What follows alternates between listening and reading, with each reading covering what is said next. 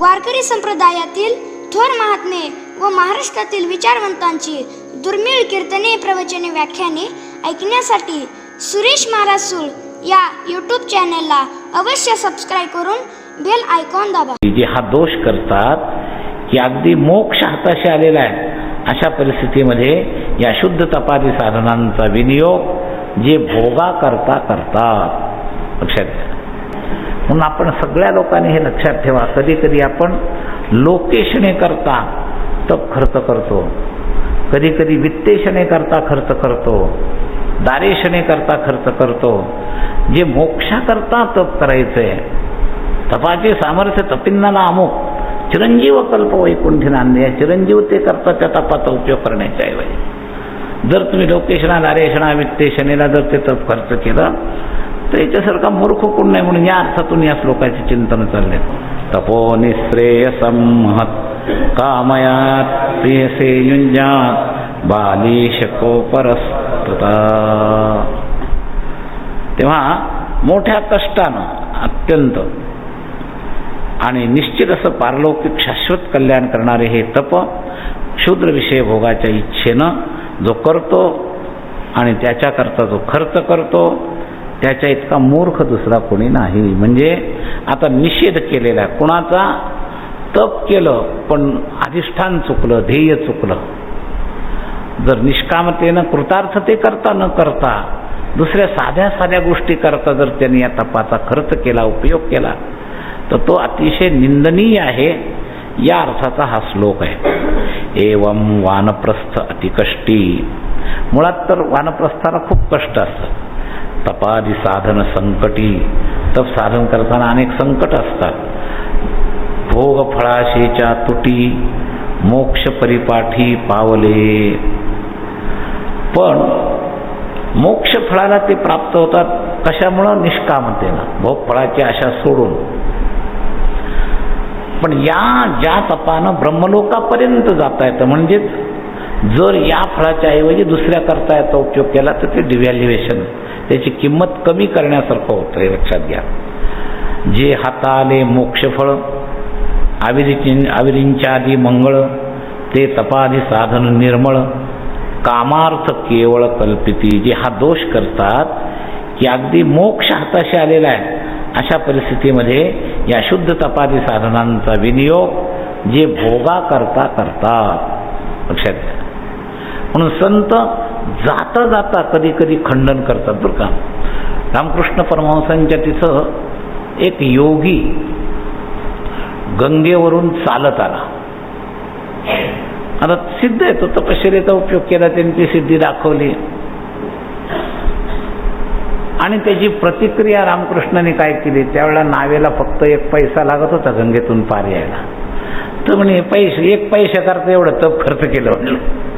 म्हणजे 2 पैसे देऊन नावेतून इकडे येता येतं, त्याच्याकरता एवढी तपश्चर्याने एवढी सिद्धी करून त्यांनी दाखवलं की मी पाण्यावरून चालू शकतो. तर तशा अर्थानं या ठिकाणी हा संकेत केलेला आहे की अरे मोक्ष प्राप्ताशी असताना या भोगा करता याचा विनियोग करणं अशक्य नाही, पण योग्य आहे आता नाही. म्हणून आपण सगळ्या लोकांनी हे लक्षात ठेवा. कधी कधी आपण लोकेशने करता तप खर्च करतो, कधी कधी वित्तेशने करता खर्च करतो, दारेशने करता खर्च करतो.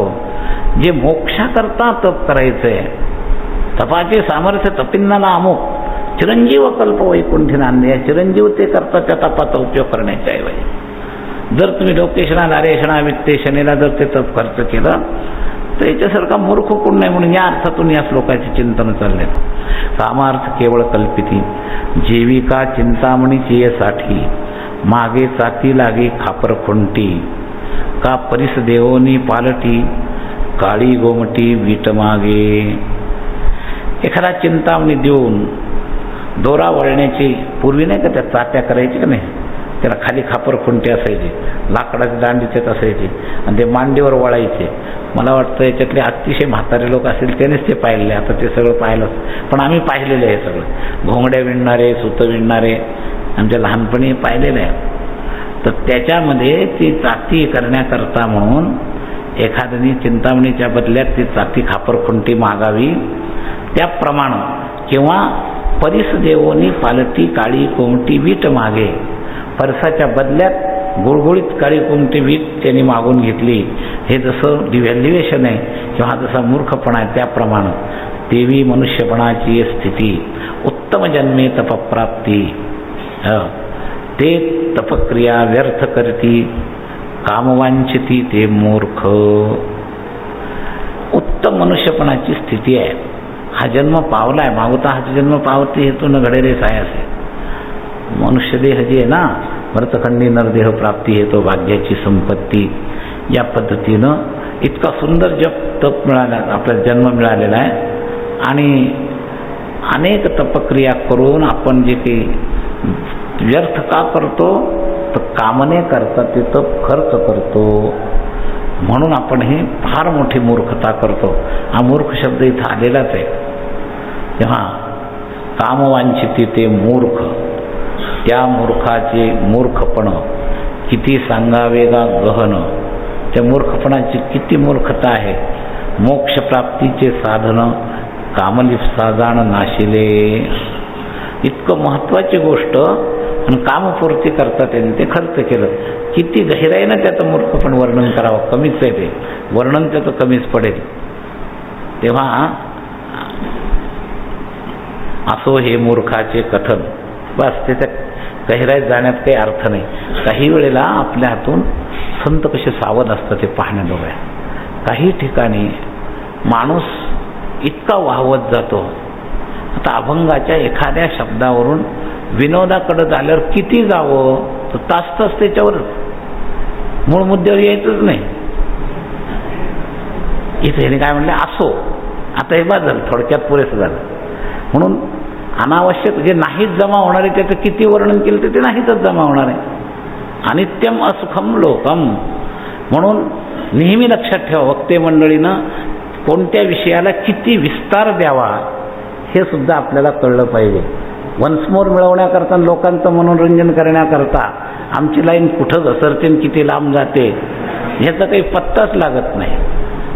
तेव्हा आपण सगळे चांगल्या याच्यात जर तयार व्हायचं असेल तर संतांचा संकेत घ्या. विस्तार करतायत का नाही आपण प्रवचन करत असं हे प्रवचनच आहे त्यांचं. पण किती सावध आहे. मूर्खाविषयीचा थोडक्यात सांगितलं असो बस एवढंच. असो हे मूर्खाचे कथन वानप्रस्थीचे लक्षण. पुढील सांगेन संपूर्ण शास्त्रार्थ जाण सुनिश्चित. हे व्यर्थाचा विषय बाद झाला. आता शास्त्रामध्ये जे काही विषय आहे त्याच्याविषयीचं चिंतन आता सांगतो. जो वानप्रस्थ आपण तपादी साधनी अतिक्षीण झाला तरी वैराग्य ज्ञान जासी जाण नुपजेची. हे बघ शास्त्रार्थाच्या दृष्टीनं निश्चित केलेल्या काही ज्या गोष्टी आहेत त्याच्यामध्ये मी सांगतोय की वानप्रस्थामध्ये आपण तपादी साधन करत असताना अतिक्षीण तरी झाला तरी त्याचं वैराग्य ढिलं पडता कामा नये. आपल्या तपामध्ये आपलं वैराग्य ढिलं पडतं आणि मग बुमरँग होतो. आपण वेगानं काहीतरी करतो आणि पुन्हा परत येतो. तर तपादी साधनाच्या क्षीणतेच्या वेळेला ज्याची धारणा टिकते वैराग्याची आणि ज्ञानाची शास्त्रार्थ वानप्रस्थीचं हे वैशिष्ट्य लक्षात ठेवा. तेव्हा ते फरक पडता कामा नये. जास्ती जाण अनुपजेची. 50 वर्षे ग्राहस्थ्य 2-12 वानप्रस्थ झाला तरी तो अप्राप्त वैराग्ययुक्त निजज्ञाना. जर नुसती कवायतीचा वानप्रस्थ जर आचरला आणि तो जर वैराग्यात प्राप्त झाला नाही. जसं विवेकाची खरी परिणिती वैराग्यात व्हायला पाहिजे. आज सगळ्यात मोठी मला उणीव जी वाटते विवेकाच्या गप्पा करतात पण वैराग्यात परिणित झालेले लोक दिसत नाही. लक्षात घ्या. खरं ज्ञानापर्यंत तोच जाऊ शकतो की ज्याचा विवेक वैराग्यात परिणित झाला. तर खरा वानप्रस्थी तो की ज्याचा वानप्रस्थ वैराग्यात परिणित झाला आहे. आणि तेवढं वैराग्य जर नसेल तर प्राण नसलेल्या कुडीसारखं ते आहे. केवळ तो कवायतीचा वानप्रस्थ ठरेल. तेव्हा जर हे जर झालं नाही 50 वर्ष गृहस्थाश्रमापर्यंत जाऊन 12 म्हणजे 12 24 वर्ष ज्यांनी वानप्रस्थात काढले तरी सुद्धा जर तो तत्वापासून अप्राप्त असेल तर ते त्याचं ज्ञान, महाराज लक्षात ठेवा, वैराग्ययुक्त निजज्ञाना, वैराग्ययुक्त निजज्ञाना अप्राप्त जर असेल तर त्याचं काय झालं, काहीच फायदा नाही झाला असेल. आयुष्याचे 3 भागवरी वेचले गा ऐशापरी, आता चतुर्थ भाग उरल्यावरी क्षीण शरीर जर्जर. आता 3 भाग तर असे गेले विधिवत करण्यामध्ये, आणि चौथा उरलाय तो, त्याच्यात शरीर जर जर्जर असेल, ऐसे शरीर झालिया क्षीण, अल्पही वैराग्य झाल्या जाण, करावे संन्यास ग्रहण. क्रमाने जर शास्त्रक्रमाने केला तर वैराग्य होईल, आणि वैराग्याची भूमिका झाली तर त्यांनी संन्यास ग्रहण करावा, नाहीतर मग काही उपयोग नाही. कर्माचरण यथाशक्ती, तर यथाशक्ती वैराग्य जर झालेला असेल तर कर्म अलीकडं राहतं. जसं आमच्या संतांनी भगवत प्रेमाच्या उच्चतम विशेषामध्ये सांगितलं की अरे तू जर प्रेम खूप वाढलं असेल तरी सगळं अलीकडं राहतं. ते सोन्याचे पर्वत करवती पाषाण या अभंगाच्या शेवटी म्हणलं, तुका म्हणे मोक्ष राही अलीकडे, येरते बापुडे काय तेथे. शुद्ध चरण प्रेमाच्या ठिकाणी तो मोक्ष सुद्धा अलीकडं राहतो. तसं संन्यासाकरता जे कर्माचरण, यथाशक्ती कर्माचरण, ते अलीकडं आलं, हे लक्षात घ्या. आणि म्हणून त्याच्यामध्ये वैराग्य प्रधानता आली पाहिजे. वानप्रस्थाश्रमी झाल्याही निशेष वैराग्य अल्पही, सर्वथा अनुपजे ज्याच्या ठाई, त्याचा अधिकार पाही हरी बोले. जर पूर्ण वैराग्य झालेला असेल तर त्याच्याविषयीची चर्चा आता संन्यास विषयाच्या सुरुवातीला होते. मग संन्यास नियमे कल्पो जरया जात वेपथुः, आत्मन्यग्नीन् समारोप्य मच्चित्तोऽग्निं समाविशेत. आता वार्धक्यानं शरीर कंप सुटल्यामुळे आश्रमधर्माप्रमाणे विधी यथासांग करण्यास हा व्रती जेव्हा असमर्थ होतो, आणि असमर्थ होतो त्यांनी आपल्या आत्म्यामध्ये अग्नीचा समावेश करून घ्यावा, समारोप करावा, आणि माझे चिंतन करत करत देहत्याग करावा.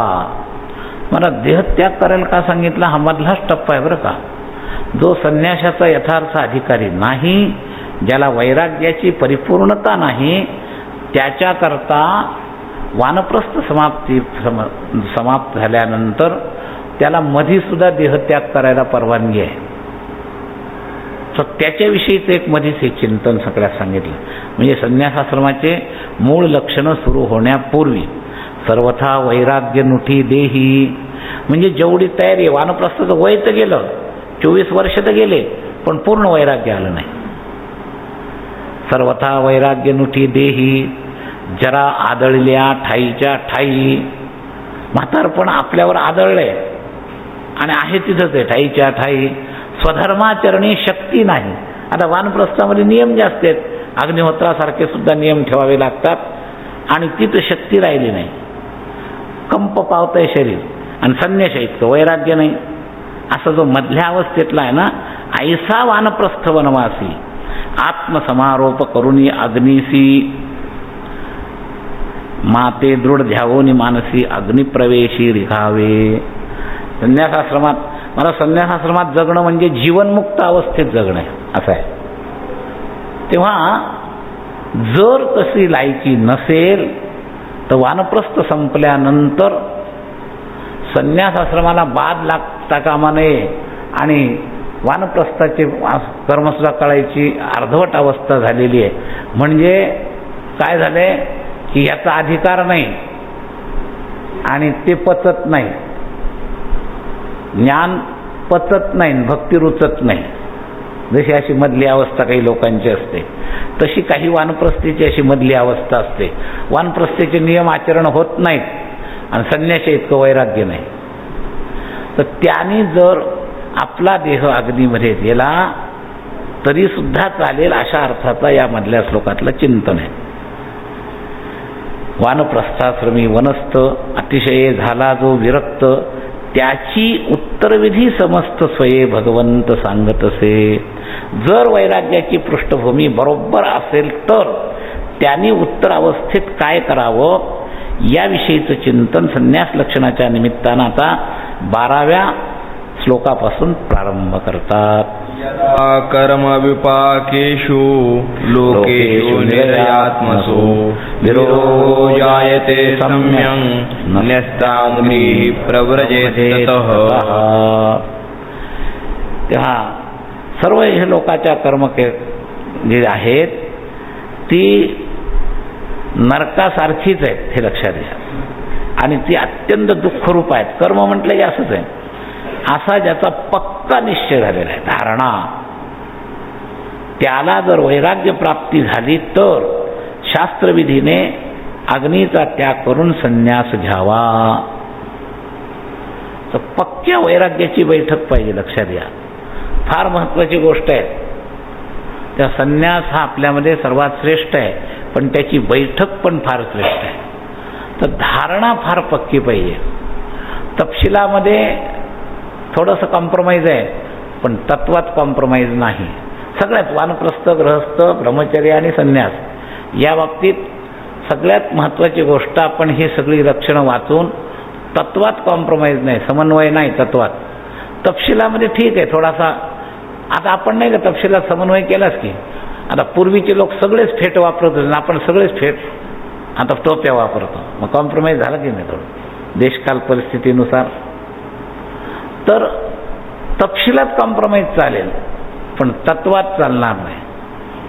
वैष्णव म्हणो जया अवघी देवावरी माया, याच्यात कॉम्प्रोमाइज नाही, लक्षात घ्या.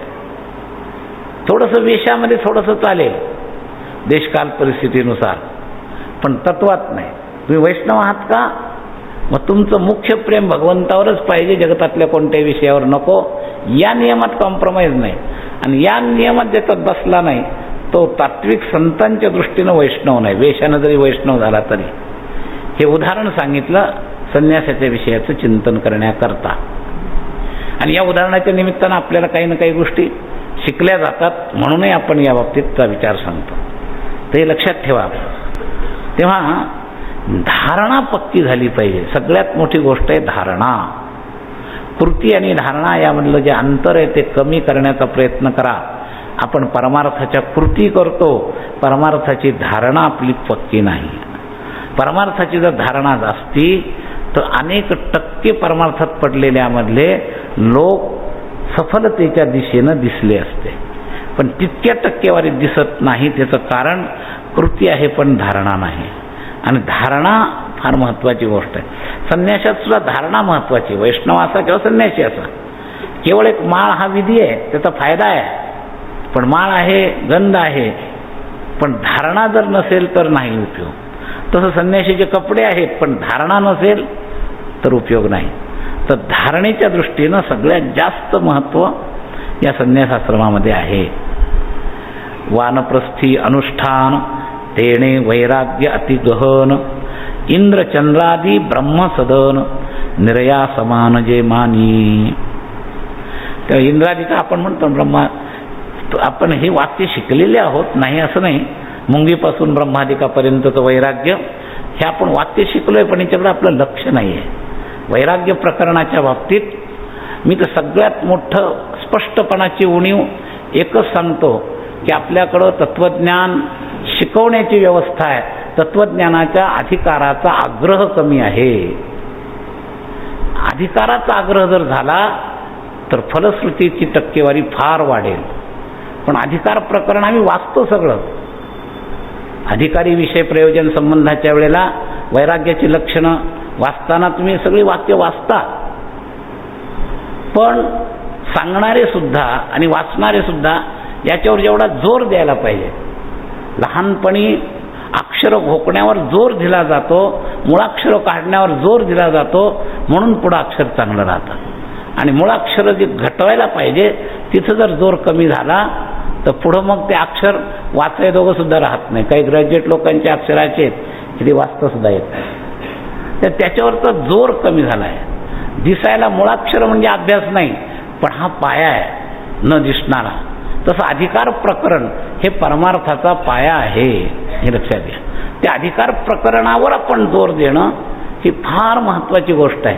तेव्हा तुम्ही जेव्हा सगळी विद्या शिकता विद्या शिकण्याबद्दल उपेक्षा नाही, पण विद्येच्या अधिकार प्रकरणावर आपलं दुर्लक्ष आहे, या गोष्टीची नोंद आपण जरूर ठेवा.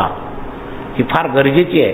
संन्यासाश्रमाचं वर्णन करताना सुद्धा मुद्दाम ही गोष्ट सांगितली की वानप्रस्थी अनुष्ठानामध्ये जर अतिगहन वैराग्य झालं, किती अतिगहन, इंद्रचंद्रादी ब्रह्मसदन निर्या समान जोमानी, तेव्हा अगदी चंद्रादिकासारखं सुद्धा आसन जरी असलं तरी सुद्धा त्याच्यामध्ये थोडं सुद्धा अपेक्षा नसावी. तर हा मुद्दा आपल्या लक्षात आला पाहिजे. अतिगंभीर वैराग्य. निरय म्हणजे नरक बरं का, आपल्या खाली अर्थ ज्यांच्याजवळ अर्थाच्या पोट्यात त्यांच्या लक्षात येईल. तर नरकासारखं वाटलं पाहिजे, इतका वीट पाहिजे त्या बाबतीत. इंद्रचंद्रादिकाबद्दल सुद्धा, या पदाबद्दल सुद्धा असं वाटलं पाहिजे.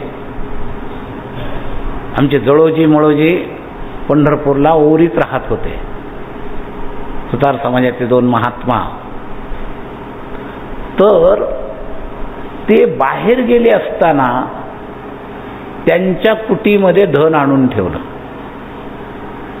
तर इतकं अंगी मुरलेलं होतं वैराग्य की बाहेरून आत जाण्यापूर्वीच, आता प्रत्यक्ष पैशाला काही वास नसतो, पण यांच्या निष्ठेचा परिणाम ते दोघं म्हणतात आत काही ते दुर्गंध सुटले म्हणतात. निर्या समान करता सांगितलं. त्या दोघांनी असं सांगितलं की काहीतरी दुर्गंध येते, म्हणून जैसे निजेरिया उपासी वैराग्यता. रामकृष्ण परमहंसांच्या बाबतीत प्रत्यक्ष सांगतात, विवेकानंदांनी परीक्षा घेतल्या तर झोपेत त्यांच्या हातावर रुपया ठेवला तर हाताने टाकून दिला. झोपेत धोका दिला हाताने, गोरोबा काकांनी ते तोडून टाकले. तर याला निर्यासम वैराग्य म्हणतात मला. म्हणून याकरता वैराग्य नरकास, म्हणजे हे भोग्य पदार्थ नरकासारखे वाटले पाहिजे असं वैराग्य असणं काय. ऐसा दृढ वैराग्य उठावा, जेणे तेणे विहिताग्नी बोळवावा, त्याग करूनी आघवा अंगीकारावा संन्यास. असं वैराग्य ज्याचं असेल त्यांनी हे जे ब्राह्मण कर्मामध्ये अग्निहोत्रामध्ये जी अग्नि उपासना आहे त्या अग्नि उपासनेचा विधीनं त्याग कसा करावा या विषयाचं चिंतन याच्यामध्ये संन्यास ग्रहणाच्या बाबतीत सांगतात. तेव्हा विहिताग्नी दृढ वैराग्य ज्याच्या अंतःकरणात झालं, स्रौताग्नीचं विसर्जन करावं. म्हणजे अग्नि उपासना संन्यास आश्रमापर्यंत आहे, तर त्या उपासनेचा त्याग करण्याचा विधीनं त्याग करावा असं वर्णन आहे. त्याला विहिताग्नीचा त्याग म्हणतात. संन्यास घेण्याच्या वेळेला जो होम केला जातो तो होम म्हणजे शेवटचं अग्नी आत्म्यामध्ये समर्पित करण्यात. त्याच्यानंतर संन्याशांनी अग्नीला शिवायचं नाही असा नियम आहे. विरजा होम जो असतो ना त्याच्यानंतर पुन्हा अग्नीला शिवायचं नाही. म्हणजे खाण्यापिण्याकरता सुद्धा नाही, गरज वाटली तरी अग्नीला स्पर्श करायचा नाही. तर म्हणून त्या अग्नीचं कशा पद्धतीनं तो सोडावा मी विधीनं आमच्या याच्याकरता आम्ही फार वर्णनच आलेलं आहे. तुमच्याजवळ असलेल्याचा त्याग करावा. गणगापूरला 3-4 दिवस संन्यास विधी चालू होता. अतिशय त्याच्यामध्ये कंजूशीच्या पद्धतीनं आम्ही होम केला नाही, फार मोठा खर्च झाला, पण शास्त्रयुक्त ब्राह्मणांच्या आधारानं तो विरजा होम केलेला होता. आजकाल वस्त्र संन्यासामध्ये सुद्धा 10% लोक सुद्धा विधीनं घेत नाहीत. ज्याला विधी म्हणतात, दंड संन्यासाचा फार मोठा विधी आहे, त्या विधीनं घेतला पाहिजे. त्याच्यामध्ये संकल्प आहे लोकेशणा वित्तेषणा त्यागाचा, दारेषणा वस्त्र त्यागाचा. आपल्याला अंगावरची पूर्ण वस्त्र त्याग करून देहाची लाज सोडून पहिल्यांदा तुम्हाला चालत जावं लागतं आणि मग ते वैदिक ब्राह्मण सांगतात जगात तुम्हाला हिंडायचंय म्हणून तुम्ही हे नाममात्र वस्त्र धारण करा. अशा पद्धतीचं त्याच्यामध्ये विधान असतं, हे लक्षात ठेवा. तर हा विहिताग्नी स्थापित करणं आपल्या आत्म्याच्या ठिकाणी हा संन्यस्त विधीचा महत्त्वाचा भाग आहे. तेव्हा जो वानप्रस्थ आहे ऐसा दृढ वैराग्य उठावा, तेने विहिताग्नी बोळवावा, त्याग करुणी आघवा अंगीकारावा संन्यास. ते संन्यास ग्रहण स्थिती यथाशास्त्र यथा पद्धती स्वये सांगता हे श्रीपती यथा निगुती विहितार्थे. तर शास्त्रशुद्ध पद्धती कशी आहे ते भगवान याच्यामध्ये आपल्याला सांगतात. मां दत्वा सर्वस्वमृत्विजे अग्निं स्वप्राण आवेश्य निरपेक्षः परिव्रजेत. तर संन्याशाने काय करावं याचा उल्लेख केलेला आहे. तर सर्वच्या सर्व गोष्टी दान कराव्यात. आपल्या स्वतःच्या मालकीचं काही असू नये. महाराज मी आपल्याला सांगतो, माहिती नसताना जाऊ दे, ज्याला जे बोलायचं ते बोलू शकतात. कोणी कोणाच्या तोंडाला हात लावू शकत नाही. प्रत्यक्ष भौतिक व्यवहारामध्ये अंतरंग त्यागाचे अधिष्ठान ठेवून मी संन्यास घेण्यापूर्वी मी स्वतः याची काळजी घेतलेली आहे. कोणतीही एकही वस्तू माझ्या स्वतःच्या नावावर मी ठेवलेली नाही, हे लक्षात घ्या. एक व्यवस्था म्हणून ट्रस्ट आहे, ट्रस्ट आहे, केलंच पाहिजे. याच्यात उल्लेख आहे की आपल्या स्वतःचं जे असेल ते आपल्या स्वतःचं काही ठेवूच नाही. जर ब्राह्मणांना भरपूर दान द्यावं, निदान आपल्याबरोबरच ठेवू नये. एखादा पूर्वकाळी समाजकार्य करणारा असेल तर त्याने ते समाजाला अर्पण केलं तरी हरकत नाही, पण स्वतःचं अस्तित्व निर्ममो निरहंकार वस्तूमध्ये जोपर्यंत तुम्ही स्वतःला स्थापित करता तोपर्यंत वस्तूला आत घेण्यानं ममता वाढते आणि वस्तूत आपल्याला स्थापित करण्यानं अहंकार वाढतो. जगामध्ये स्वतःला स्थापित केल्यानं अहंकार आणि जगाला आपल्यात घेतल्यानं ममता, आणि या दोन्हीचा त्याग केल्याशिवाय संन्यास नाही. निर्ममो निरहंकार हे तिन्ही ठिकाणी भक्तियोग, ज्ञानयोग आणि कर्मयोग या तिन्ही ठिकाणी गीतेमध्ये हा विषय आलेला आहे. आणि ही निर्मम होण्याकरता हे आवश्यक आहे. ही सगळ्याच्या सगळ्या ठिकाणी विधी सांगतात की विधीनं माझं आराधन करावं आणि आपली जी काही सामुग्री असेल ती ऋत्विजाला, आचार्यांना देऊन टाकावी आणि प्राणामध्ये अग्नीचा स्थापित करावं आणि आत्मस्वरूपामध्ये आपण स्वतः त्याचा लय करून निरपेक्ष होऊन संन्यास घ्यावा. म्हणजे भूतकालाच्या दृष्टीनं आपण निर्मम व्हावं आणि वर्तमान कालाच्या दृष्टीनं निरपेक्ष व्हावं असं आहे. तेव्हा याच्यावर चर्चा करताना आता ओव्या सांगतायत. अष्टश्राद्धादी विधान, एक शास्त्रीय कर्माचं विधान आहे. 8 श्राद्ध केली जातात बरं का त्यावेळेला. त्याच्यानंतर कुल परंपरेचा संबंध राहत नाही. पण फार विद्वान ब्राह्मण, आम्ही गोकर्णाचे मोठे विद्वान ब्राह्मण बोलवून ते अष्टश्राद्ध केलेली होते. तर अष्टश्राद्ध करावी लागतात. अष्टश्राद्धादी विधान प्रजापत्य नामेष्टी साधन, प्रजापत्यष्टी करावी लागते. मज भगवंता ते यजून सर्वस्वदान ऋत्विजा, तोच मगाशी सांगितलेला विषय ओवीमध्ये आलेला आहे की सर्व ऋत्विजांना दान करून टाकावं, प्रजापती इष्टी करावी आणि अष्टश्राद्ध करावे. आणि या ऋत्विजांना सर्वस्व आपल्या माझ्या उद्देशानं दान करून टाकावं. मूर्खत्वे मूर्त जे अग्नी, मुख्यत्वे माझ्या चष्म्यामुळे तो दोष झाला. तर मुख्यत्वे मूर्त जो अग्नी मुख्यत्व करून प्रामुख्यानं घरी असलेला प्रत्यक्ष स्रौत अग्नी आहे त्याची मंत्रपूर्वक हृदयात स्थापना करून संसाराची आशा छेदून, मुख्यत्वे मूर्त जे अग्नी ते निज हृदयी स्थापुनी आशा निशेष छेदुनी संन्यास करुणी निरपेक्ष. तेव्हा निरपेक्ष व्हावं. आणि अग्नीला सर्वात मुख्य गोष्ट काय आहे, अग्नी हे जे तत्व आहे ना सगुण साकार आहे. पंचमहाभूतामध्ये सगुण साकार 3 महाभूत आहेत, पृथ्वी, आप आणि तेज. आणि क्रिया प्राधान्य या 3 भूतामध्ये आहे. वायू आणि आकाश हे निर्गुण निराकार, सगुण निराकार आहे आणि पृथ्वी, आप, तेज हे सगुण साकार आहे. आणि कर्म सगुण साकारामध्ये आहे. लक्षात घ्या, सगुण निराकारामध्ये काही अंशच कर्माचा अंश क्षीण होतो आणि भावनेचा अंश जास्त सुरू होतो. तेव्हा सगुण साकार त्याची खरी शेवटची टप्पा आहे अग्नी. आणि म्हणून समष्टी सृष्टी आणि व्यष्टी सृष्टी याचं संतुलन करण्याकरता अध्यात्मामध्ये, वेदशास्त्रामध्ये हा अग्निविषय जो आहे हा फार सूक्ष्म आहे.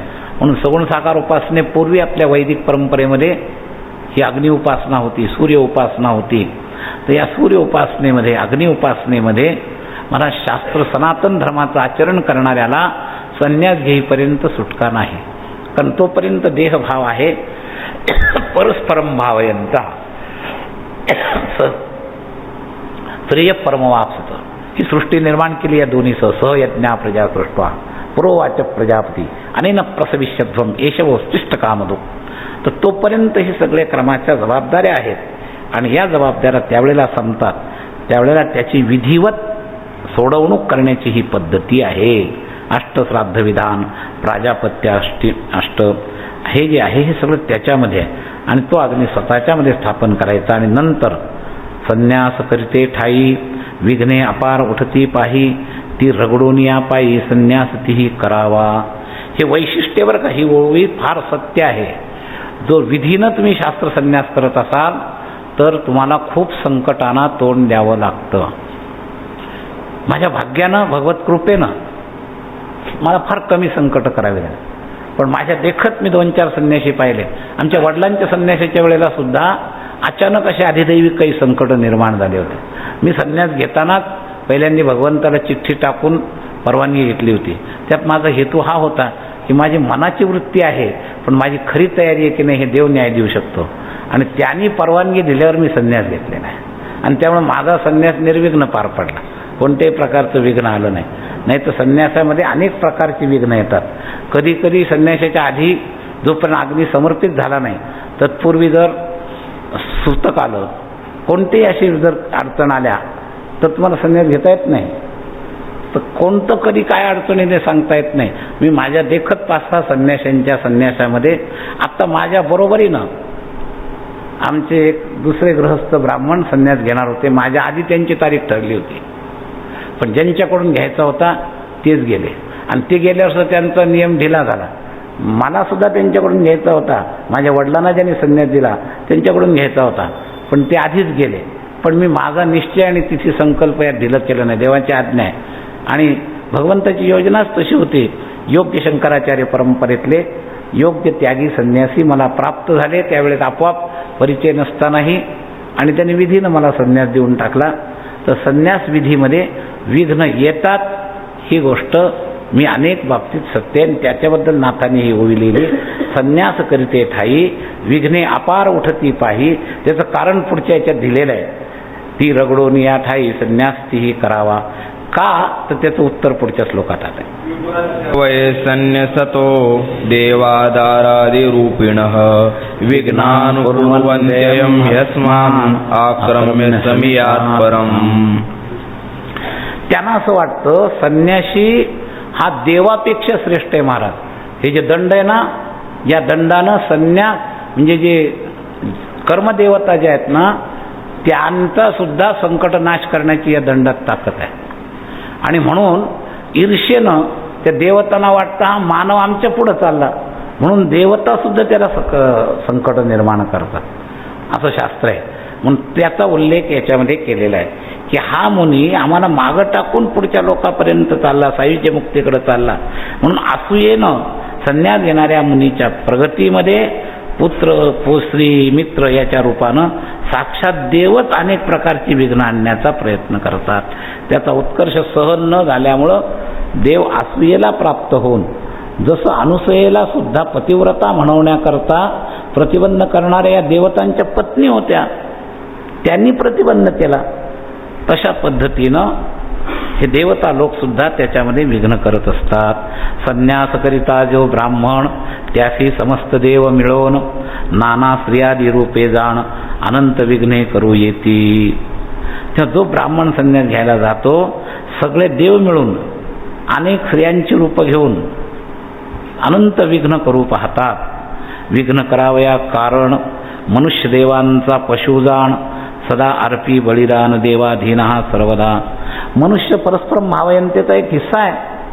त्याच्यामुळं देवतांना काही मिळतं आणि हे आपलं मिळणार नाही म्हणून सुद्धा हे विरोध करतात. तो बळी निधी इथून आता ते मिळणार नाही.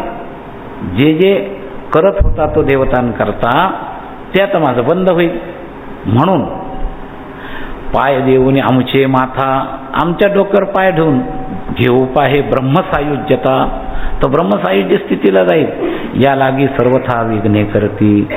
म्हणून आमच्या पुढं चाललंय म्हणून त्याला विघ्न केल्याशिवाय राहत. तेथ वैराग्यबळे तत्वता विघ्ने हाणोनिया लाथा. जर वैराग्याच्या आधारानं या विघ्नाला त्यांनी लाथा मारल्या तरच अवगणोनी देवा समजता संन्यास सर्वथा करावा. म्हणजे येतातच संकट. जसं आता आमचा संकल्प झाला दोघांचा बरोबर झाला होता आणि दोघंही आम्ही त्या वडिलांच्या ज्यांनी वडिलांना संन्यास दिला त्यांच्याकडूनच संन्यास घेणार होतो. तर ते गेले, त्यांची समाधीच माझ्या हातून झाली आणि त्यांचा माझा इतका संबंध होता, त्यांना मला संन्यास द्यायची सुद्धा संकोच वाटत होता. माझ्या प्रेरणेनं त्यांनी संन्यास घेतलेला होता. गृहस्थ असताना त्यांनी माझं चिंतन ऐकलं आणि माझ्याकडून मग त्यांना वैराग्य झालं. मग त्यांनी ते म्हणे महाराज तुम्हीच माझ्या संन्यासाची प्रेरक आहे, मी तुम्हाला का संन्यास देऊ, असं त्यांना संकोच वाटायचा. आणि देवाने त्यांची इच्छा पुरी केली आणि मला त्यातले त्यात योग्य वाटत होते किंवा खरंच संन्यासी स्थितीनं आहेत. म्हणून त्याचा काय विचार करायचा आहे, आपल्याला स्थितीचा संन्यासी पाहिजे म्हणून मी त्यांच्याकडून घ्यायला तयार होतो. त्यांच्या मनात इच्छा नव्हती तर ते नेमकेच कार्तिकी पौर्णिमेला गेले. माघात माझा संन्यास ठरलेला होता आणि नेमकं काय झालं, तेवढ्या मुद्द्यानं त्या जोडीदाराचा संन्यास तसंच राहिला, त्यांनी सोडून दिला. पण मी ठरवलं होतं, देवाने चिठ्ठी दिली, संकल्प या तिथीला संन्यास घ्यायचा म्हणजे घ्यायचाच. तर पण त्यावेळेस जर मी माझ्या निश्चयाची लाथ जर मारली नसती त्याला तर संकल्प अजून लांबला असता. तेव्हा सांगितलंय काय की वैराग्याचा निर्णय करून संन्यास घ्यायला पाहिजे, त्याच्यात गडबड होता का मला. ऐसा वैराग्य उद्भट विवेक ज्ञाने अतिश्रेष्ठ संन्यास ग्रहण वरिष्ठ विधिनिष्ठ विभागे. तेव्हा अशा पद्धतीनं जो उद्भट वैराग्यवान जो असेल, संपन्न शूर वैराग्य संपन्न शूरवीर तेव्हा आणि विवेकानं अतिशय श्रेष्ठ, त्याने धर्मनिष्ठ राहून विधिपूर्वक आश्रम विभागानुसार सर्व आश्रमात श्रेष्ठ असलेला संन्यासाश्रम स्वीकारावा. संन्यासाश्रम मला संन्यासाश्रम कोणी स्वीकारावा, कधी स्वीकारावा, एक क्रमपद्धतीनं सांगितले, 4थ्या भागात शिकवा. पण ज्यांनी मधले 2 गृहस्थाश्रम वानप्रस्थाश्रम घेतले नाहीत त्याच्याकरता वयाचं बंधन नाही आहे, तो कधीही ब्रह्मचर्यातून संन्यास घेऊ शकतो. गृहस्थांनी 70-75 संन्यास घ्यावा तेवढी तयारी करण्याकरता असा नियम आहे. आणि मला तर असं वाटत होतं की म्हातारपणी संन्यास घेतल्यावर जीवनमुक्तीचा आनंदच मिळत नाही. तेव्हा काहीतरी आपल्याला जीवनमुक्तीचा आनंद मिळेल अशा वयातच संन्यास घ्यायला पाहिजे. म्हणून तर आनंदाश्रम स्वामींनी सुद्धा या हेतूनच ऐकलेल्या वैराग्याचं श्रवण जे होतं त्याचा परिणाम बरोबर योग्य वेळेत आणि संन्यास घेतल्यामुळं तुम्हाला आम्हाला जीवनमुक्ताचं जीवन पाहायला मिळालं कित्येक दिवस, हे लक्षात घ्या. त्या वेळेत संन्यास घेतला तरच उपयोग आहे. वय बाद झाल्यानंतर काही उपयोग नाही. आपण म्हणतो ना, तोंडात जीभ नाही, राम राम म्हणता येत नाही, लांब लांब म्हणायला लागलं मग त्याला भजनाची इच्छा आहे. तर त्याहीपेक्षा तरीसुद्धा सापेक्षा श्रेष्ठच आहे. ते सापेक्षा श्रेष्ठ नाही असं नाही, पण जास्त चांगलं काय आहे तर जोपर्यंत हातपाय आहेत तोपर्यंत जीवनमुक्तीचा आनंद आपल्याला अनुभवता यावा. आणि या दृष्टीनं मी स्वतःला भाग्यवान समजतो की निदान हातपाय चालू असताना मला संन्यस्त वृत्तीमध्ये काही जगता येतं आहे. गेले 2-2.5 वर्ष जाऊन या संन्यस्त वृत्तीचा अनुभव घ्यायला मला परमात्म्याने आयुष्य दिले, याच्यात मी फार मोठं माझं भाग्य समज. एवं झाली या संन्यास ग्रहण ऐसा वैराग्य उद्भट विवेक ज्ञाने अतिश्रेष्ठ संन्यास ग्रहण वरिष्ठ विधिनिष्ठ विभागे. एवं झाल्या संन्यास ग्रहण त्याचे विधींचे विधिविधान स्वये सांगत आहे नारायण स्वधर्म लक्षण संन्यासी. आता संन्यासाचे जे विधी लक्षण आहे ते सुरू झालं. बिभ्रूयाच्चेन्मुनिर्वासः कौपीनाच्छादनं परं त्यक्तं न दण्डपात्राभ्याम् अन्यत् किंचिदनापदी. सर्वसंग परित्याग केलेल्यानं खरं म्हणजे तो मुळात नग्न अवस्थेतच असतो. पण जर वस्त्रच पाहिजे असेल तर मध्यभाग झाकण्यापुरतं कौपीन मात्र असावं. शरीर स्वस्थ जर असेल तर दंड कमंडलू याशिवाय कोणत्याही वस्तूचा स्वतः संग्रह ठेवू नये. बाकीच्या गोष्टींचा सगळ्या वस्तूचा परित्याग करावा. भूता अभयदान पुरस्कर संकल्पपूर्वक प्रेषोच्चार तै उरले दिसे देह मात्र सर्वस्वयेर त्यागिले. त्याला असं वाटलं पाहिजे माझ्यापासून सगळ्यांना अभय आहे. असं अभयपणासारखं जसं वैष्णवाच्या बाबतीत म्हटलंय ना, कपटगाठ मन में नहीं सब सो सरल स्वभाव नारायणता भगत की लगी किनारी नाव. तर संन्याशाने सुद्धा सरळ असलं पाहिजे. आपल्यापासून कोणाला भय असं वाटतं कामा नये. मी नेहमी सांगतो भक्त लक्षणामध्ये की आपण हे जे करतो ना, यस्मान्नो द्विजते लोको लोकांनो द्विजते चया. तुम्ही दुसऱ्याशी उद्विग्न न होणं सोपं आहे, पण दुसऱ्याने तुमच्याशी उद्विग्न न होणं अवघड आहे, हे लक्षात घ्या. त्याच्या स्वभाव दोषामुळं कारण नसलं तरी उद्विग्न होऊ शकतात. म्हणजे डोंगरे महाराज एवढे सरळ होते तरी भागवताची गर्दी झाली. मी एकदा त्या मालाडला भागवताला गेलो. खूप 50-60-70 हजार लोक, 1-1 लाख लोक असायचे. अहमदाबादला तर 3-3 लाखापर्यंत. तर आता त्याचं ताण कुठंतरी शासनावर होणारच की नाही. तर मी पहिल्या दिवशी बसमधून चाललो तर तो बस कंडक्टर अक्षरशः महाराजांना शिव्या देत होता. कोण बाबा आलाय कुणाष्ट, बाबाला अन्न पाणी खाऊ देत नाही, कोण लागू देत नाही. मी कशा करता बोललो, लोकांनो द्विजते चया, हे फार अवघड आहे. यस्मान्नो द्विजते लोक सोपं आहे. तुमचा विवेक जबरदस्त असेल तर हे सोपं आहे, हे अवघड नाही. तुमची स्थिती थोडीशी झाली तर लोकांपासून उद्विग्न न होणं, भिक्षुगीतामध्ये आपण वाचतो, तर हे सोपं आहे. पण लोकांनो द्विजते चया हे फार अवघड आहे, हे लक्षात घ्या. आणि हे झालं पाहिजे तर त्याची अवस्था खरा अभय तो असतो बरं का. तुम्हाला दुसऱ्याचं भय वाटत नाही याच्यापेक्षा दुसऱ्याला तुमचं भय वाटू नये. आणि याकरता तुकाराम महाराजांना काही काळ द्यावा लागला. त्या चिमण्या ओढून गेल्या, त्याच्यावरून त्यांनी स्वतःची कल्पना अशी करून घेतली की अजून मी सगळ्यांच्या भूतामध्ये, सगळे भूत मला त्यांच्या आत्म्यासारखे पाहत नाहीत, माझ्या तपश्चर्याची कमी आहे. आणि म्हणून तपश्चर्या केली आणि पूर्णता साधण्याची फलश्रुती केव्हा मिळाली, भजन करता करता चिमण्यांना सुद्धा त्यांची भीती न वाटता जेव्हा अंगावर बसायला लागल्या तेव्हा लोकांनो द्विजते ह्याची पूर्ती झाली. लक्षात घ्या. तर यस्मान्नो द्विजते लोक सोपं आहे, पण लोकांनो द्विजते चया हे फार पूर्णतेचं लक्षण आहे, लक्षात घ्या. म्हणून भूत अभयदान पुरस्कर संकल्पपूर्वक प्रेषोच्चार, तेव्हा तै उरले दिसे देह मात्र सर्वस्वयेर त्यागिले. तर आपण स्वतः बरोबर खऱ्या अर्थानं जर देहाध्यास गेलेला असेल, अहंतेचं बीज नाहीसं झालेलं असेल, तर तो फक्त लोकांना दिसायला वस्त्रामुळं बाह्य देहानं तो संन्याशी दिसतो, पण प्रत्यक्षात मध्ये त्याने सर्वतः लोकेशनेचा, वित्तेशनेचा, दारेशनेचा त्याग केलेला असतो. सर्वस्व येर त्यागिले. जो गुरुवाक्य श्रवण सरिसा वस्तूची होऊन ठेला अपैसा, उडाला देह बुद्धीचा वळसा, तुटला फासा कर्माचा. मला मी याच्यावर विचार करतो. अर्थ सांगताना नेहमी श्रोते वन वे ट्रॅफिकनं ऐकत नाही. ऐकावं खरं म्हणजे. अर्थ चुकीचा सांगत नाही ना, अपसिद्धांत सांगत नाही ना, पण आम्हाला त्या पदावरच्या बद्दल आतून थोडीशी ईर्ष्या असते आणि त्यामुळं तो काय सांगतो याच्यापेक्षा एका वेळेला डबल रोल चालू असतो. आम्हाला माहिती आहे काय सांगतात आणि काय आहे ते. ही अश्रद्धा कुठंतरी आत खोचत असते. पण ही अश्रद्धा सुद्धा एक कल्ली असू शकेल. तुम्ही संताच्या जवळ जा, मग तुम्हाला कळेल. बाहेरच्या पाहण्यावर जाऊ नका. समजा प्रत्यक्ष आत काय स्थिती आहे फार संताच्या जवळ गेल्यावर कळेल, तोपर्यंत कळणार नाही. आम्ही आपल्या भौतिक स्थितीवरूनच बोलतो. तिथं संन्यास घेतला, एवढं ऐश्वर, एवढ्या गाड्या आहेत, एवढे आश्रम आहेत, तुम्ही किती जवळ आलात. आम्ही त्याच्याकरता काही प्रयत्नरत आहोत, हे लक्षात ठेवा. तुमच्यासारख्या विद्यार्थ्यांच्या समोर ही आत्मप्रौढी म्हणून मी सांगत नाही. तर संन्यास घेताना केवळ दिखाऊपणा गरजच काय होती. पहिलाच मी महाराज होतो, दाढी होती, भगवे वस्त्र होते, आश्रम होते, मला काही नवीन संन्यास घेऊन काही नवीन वेगळं काही लौकिक मिळवायचं होतं असा भाग थोडाच आहे. त्याच्या पाठीमाग कुठंतरी खरं स्थितीवर आपण गेलंच पाहिजे ही तळमळ होती आणि त्याप्रमाणे प्रयत्न आहे. मी 100% आज गॅरंटी देत नाही, पण मी प्रयत्नवादी स्थितीचा संन्याशीकडे चाललेलो आहे. दीक्षेचा संन्यासी झाल्यापासून माझा प्रवास स्थितीच्या संन्यासाकडे आहे, हे मी स्वतः माऊलींच्या साक्षीनं सांगू शकतो. हे लक्षात ठेवा. ते सांगण्याचा माझा हेतू आहे की आपण नुसतं वरवर आपले तर्क चालवू नका. ग्रंथात असं म्हणलं, मग आता हे असं करतात का, म्हणजे अशा पद्धतीनं वागतात का, म्हणजे काय समजून याच्याऐवजी आपली दृष्टीला आपण तिसरेच फाटे फोडतो.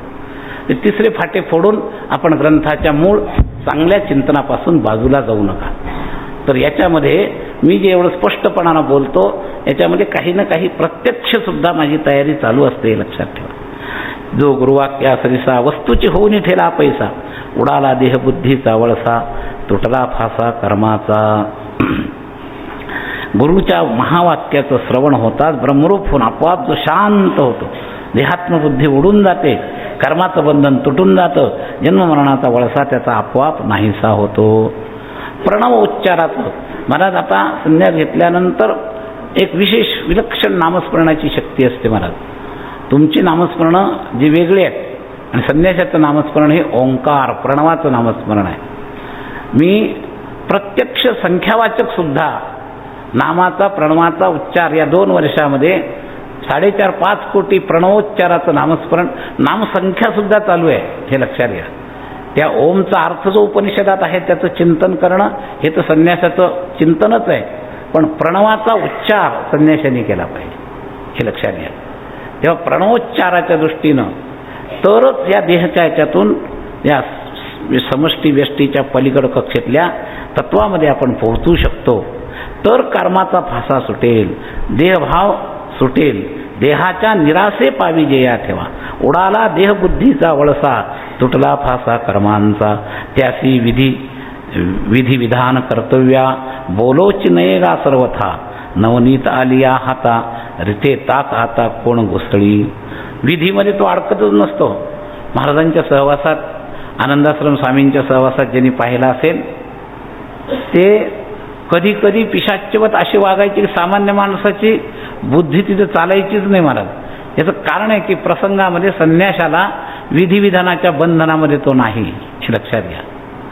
तो पाळतो न बुद्धिभेदम जनयेत करता, जोपर्यंत लौकिकामध्ये प्रबोधन करतो, लौकिकामध्ये राहतो, पण त्यांनी असं वागावं अशी तुम्ही त्याच्याबद्दलची अपेक्षाच करू नका, चष्मा घालू नका एक विशिष्ट प्रकारचा.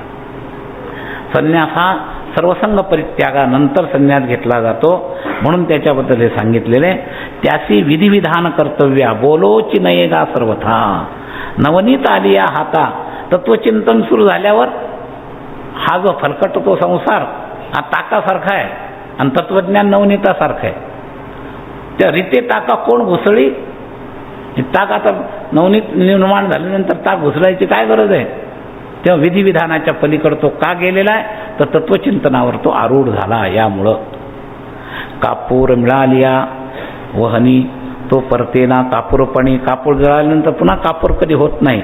देवी वस्तू झाला जो गुरुश्रवणी, तो विधी किंकरपणी वर्तेना. तर विधीचा दास म्हणून तो कधी नाही, तो विधी किंकरपणी वर्तेना. परी गुरुच वाक्य तत्वता, ज्याची ऐसी हे अवस्था, सत्य न वाणेची सर्वथा, त्याची विधानता अवधारी. जर हे तत्वतः गुरुवाक्य जे आहे त्याची जी व्यवस्था आहे ती जर त्याला सत्य वाटली नाही तर काय, तर त्याचा विचार करा नीट बारकाईनं. स्वतः गुरुवाक्य श्रवण करून देखील ज्याला अशी निष्कर्म अवस्था पाणलीच जात नाही, त्या संन्यासाकरता काय विधान आहे ते ऐक. गुरुवाक्येची करता मनन, नागवेपणी लाजे मन, तरी लिंगमात्र आच्छादन, कौपीन जाण धरावी. म्हणजे याचा अर्थ तत्वता झाल्यावर देहभाव जावा, पण देहभाव पुरा न गेल्यामुळं मग 2 नंबरचा. जसं भक्तीचे 4 श्लोक सांगितले ना, त्याच्यामध्ये पहिलं शक्य नाही ना. मय मना स्वमय बुद्धिम निवेश निवशिषी मे आता ऊर्ध्वम न संशया असं चित्तम समाधातून न शक्नोची मित्रम अभ्यास योगेन. तसा हा पुढचा टप्पा आहे, लक्षात घ्या. नाही तर तत्वता संन्यास म्हटल्यानंतर देहभाव तिथंच संपायला पाहिजे, पण नाही संपला ना मग त्याच्याकरता थोडासा टप्पा सांगितला की ते काही लोकव्यवहारार्थ थोडंसं वस्त्र धारण त्यांनी केलंच, काही बिघडत नाही. इतके निर्वाह नसरे, ऐसे जाणवेल जै पुरे, तै वस्त्रखंड दुसरे. मी नुसत्या लंगोटीवर लाज वाटते का, ठीक आहे थोडंसं गुडघ्यापर्यंत बांध, म्हणून अगदी घोट्यापर्यंत हो हे असली पाहिजे लुंगी असं नाही. संन्यासीची लुंगी थोडी आखूड असावी, शास्त्रविधान आलेलं आहे बरं का. त्याच्यामध्ये बारकावे आलेले आहेत काही काही.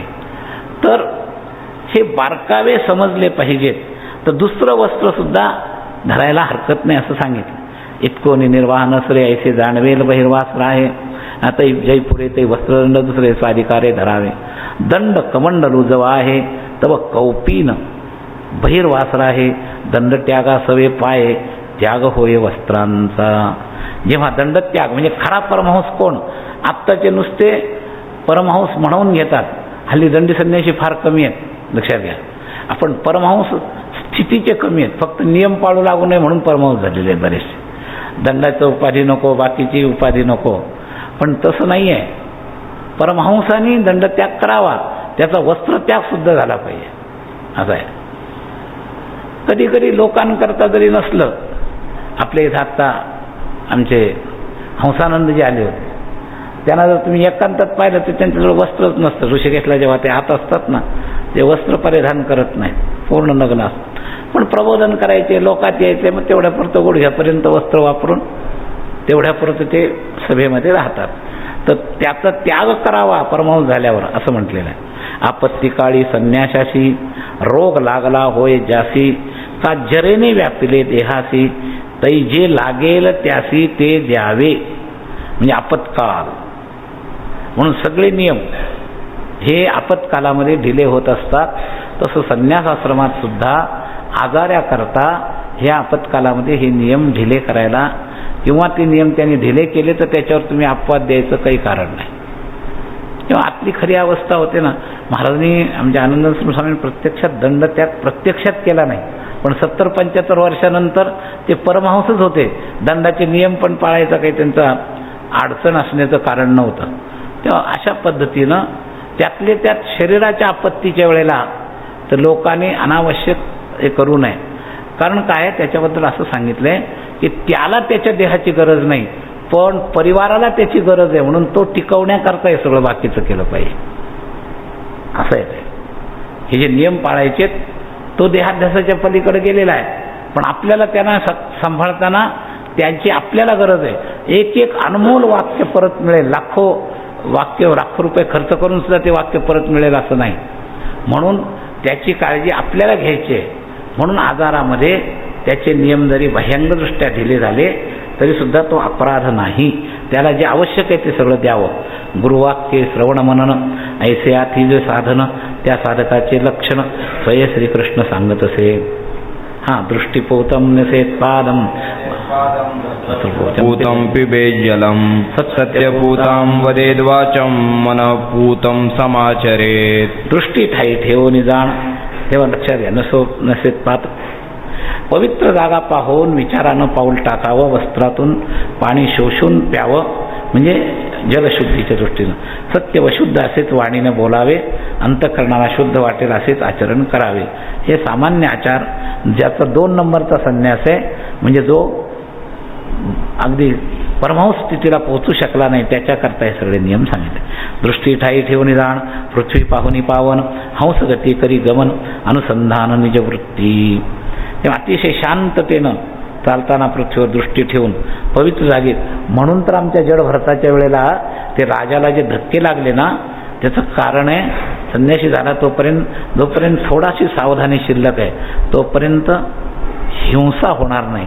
पुढं वर्णन आलेलं आहे, आत्ता माझ्या चिंतनात नाही, पुढच्या चिंतनात येईल. अहिंसा आणि शांती हे मुख्य 2 लक्षणं संन्यासाची आहेत मुख्य. तर हिंसा होणार नाही याची काळजी अवश्य घ्यावी. हा त्याचा तात्पर्य आहे त्याचा पहिल्या ओळीचा. जेथ जीवसंपदा दृष्टी पडे, तै प्राण गेल्यानं चले पुढे, जीवा ते काढून कडे, पाऊल पडे अतिशुद्ध. हे सगळं अहिंसेच्याच विचाराचे विचार आहेत. आधीच पवित्र गंगाजळ, त्याचा निर्मळ वस्त्र निरसवणी मळ, यापरी करून या निर्मळ गंगाजळ सेविती. मुळात गंगाजळ पवित्र आहे, पण गंगेची शुद्धी, पाण्याची शुद्धी गाळण्यानं शुद्धी आहे. जसं भांड्याला घासून शुद्धी आहे तसं जलतत्वाला गाळण्यानं शुद्धी आहे. म्हणून कोणत्याही परमार्थिक माणसाने गाळून पाणी प्यायची सवय ठेवा. रामसुखदासजी महाराजांच्या सहवासात जे अनेक असतील त्यांना माहिती आहे, तिथे गाळून पाणी पिल्याशिवाय त्यांची कोणतीही मंडळी पाणी पित नव्हते, हे लक्षात घ्या. ज्याचे वाचेशी आळा, असत्याचा तृणशाळा, जाळोनी वैराग्य ज्वाळा, वैराग्य ज्वाळा, सत्याचा उगवला कल्पद्रुम. संन्यासाच्या वाणी जी आहे ना, असत्यरूपी गवताचं तण निर्माण झालेले असते, ते वैराग्यरूपी अग्नीनं जाळून सत्याचा कल्पवृक्ष लावावा. म्हणजे आमचे माऊली किती सत्य होते व सत्यवादाचे तपन केले होते बहुत कल्प. एक दिवस नाही, केले होते बहुत कल्प. तर संन्याशांनी सत्याचं राखण करावं. तेव्हा ज्या कल्पद्रुमाची वचनफळे परिपक्वे आणि सोज्वळे मधुर रसेसी रसाळे अति निर्मळे घमघमिते.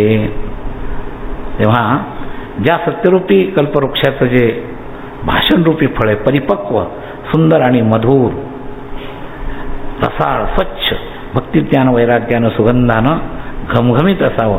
म्हणजे संन्याशाने कसं बोलावं काय मथुले आणि रसाळ साच आणि मवाळ बिलकुल त्याचंच भाषांतर असल्यासारखं हे त्याचं भाषण कसं असावं याविषयीचं विचार.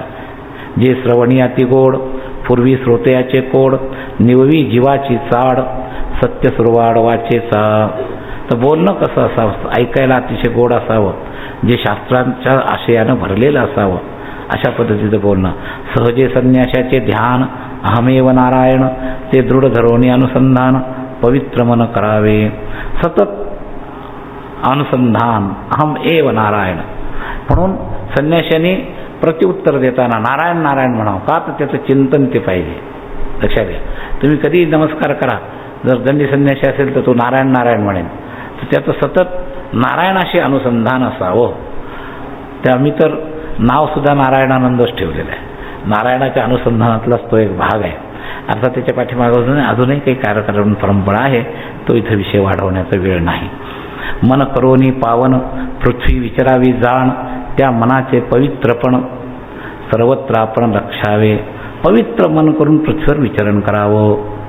तेव्हा संन्यासाचे धर्मी जाण मुख्यत्वे हेच लक्षण पवित्र करोनी अंतःकरण सर्वत्र नारायण लक्षावा. मुख्य लक्षण हे अंतःकरण पवित्र करून सगळीकडं योमाम पश्यते सर्वत्र त्याप्रमाणे वासुदेव सर्वमिती महात्मा दुर्लभा हेच ते संन्यासाचं लक्षण या ठिकाणी वर्णन. मनाचे पवित्रपण उद्धवा या नाव जाण आता त्रिदंडाचे लक्षण संन्यास रूपण ते ऐक. आता पारण तर दोन श्लोक राहिले. श्लोक 2च राहिलेले ओव्या फक्त आहेत पण त्याचा भावार्थ होऊन जाईल. सुरू निहा निलायाम दंडा वाग्देह चेतसाम नैयस्य संत्यंग वेणुभिर्न भवेदियतिः. मौन अथवा म्हणजे ओव्यांसहित पारायण करायचं ना का फक्त श्लोक वाचायचे ओव्या ना. मौन अथवा सत्य भाषण का श्रीरामनामाचे स्मरण हो का ओंकाराचे उच्चारण वाग्दंड याना शरीरीचे जितके चलन ते प्राणाचे निबळे जाण त्या प्राणाचे प्राणरोधन करावे आपण प्राणायामे निज प्राण जिणोनी सर्वांना बंधीन या नामदेह दंड जाण ऐक लक्षण मनोदंडाचे. मनाचे चपळपण संकल्प विकल्प जाण त्याचे करावया छेदन ब्रह्मानुसंधान करावे. माझे स्वरूप सर्वगत ते चित्त मन संकल्प विकल्प स्वरूप ऐसे सावध राखता मन दृढ लागल्या अनुसंधान तव संकल्प विकल्प स्वय होती देह वाचा आणि मन या त्रिदंडाचे लक्षण सांगितले. संपूर्ण संन्यासत्व जाण येथे सत्य येथे दंड नसता जाण केवळ विनुदंड ग्रहण येणे संन्यासत्व न घडे जाण देह विटंबन दंबार्थ संन्यासाचा विहार आचार संचार विचार स्वधर्म धर्मयुक्ताचार स्वय सारंगधर सांगतो. भिक्षां चतुर्षु वर्णेषु वेदर्यान् वर्जयन् शरेत सप्ताहारान् असकृप्तान् तुष्ये लब्धेन तावता. पूर्वी जाण संन्यासाची चतुर्वर्णी भिक्षा होती त्याची कलियुगी गोष्टी झाली कैसी ब्राह्मणापाशी चतुर्वर्ण ज्याची जीविका जेणे जाण. 1 मिनिटभर बोलतो याच्यानंतर मी. हां चालेल. हां